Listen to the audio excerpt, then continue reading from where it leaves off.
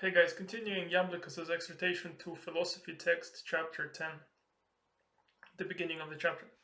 The essence of this chapter, Iamblichus says, is he will show us that philosophy and wisdom are not just some theoretical, pleasant things, but they are extremely useful and of greatest use to the normal, ordinary life of a human being.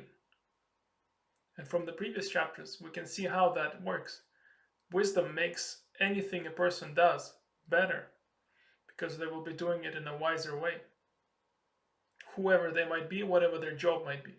So Iamblichus says that in this chapter, by looking at arts, and by arts he means different things that people do, different jobs, vocations, and so forth.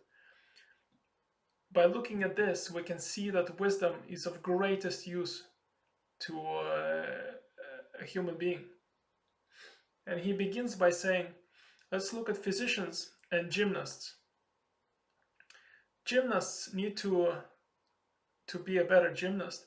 They need to have knowledge of nature, of the laws of nature, so far as corporeal virtues go. So virtues of the body. So what is good for the body? They need to know that. The more they know that, the better gymnast they can be. And the same applies to the physicians.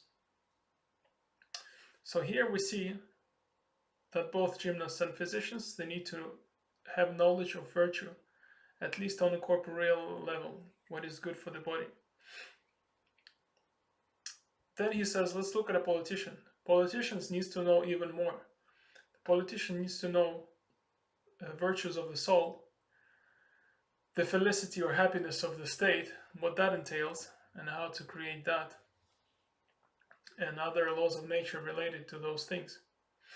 Then the politician, the more the politician knows this, the better politician he will be, and fulfilling his job as such, and the more good he will do. So again, we're being pointed at wisdom, and specifically Iamblichus uses the words virtues. And remember that virtue, as I understand it, is something that is good. So the good sides of the soul are virtues of the soul. So this is it in this part of the chapter. Next video we'll move on to the next part. As always, in the commentaries, write what ideas and contemplations this part inspires in you. So let's look at it and see if we can contemplate and see what else arises.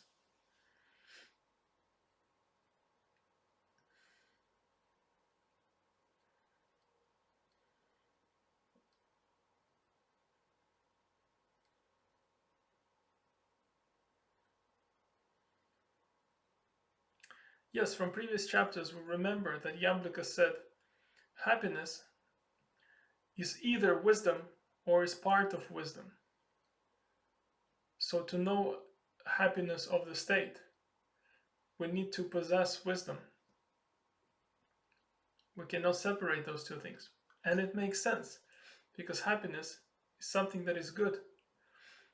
And wisdom is essentially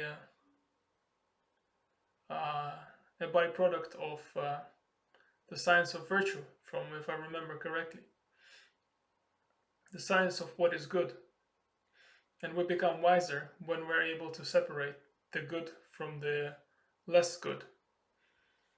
And the contemplation, if we remember from previous chapters, is exactly that.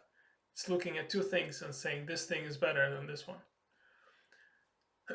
This thing is better because it is the cause. It is a higher principle than the thing which follows from it. This was explained in the previous videos about one of the previous chapters.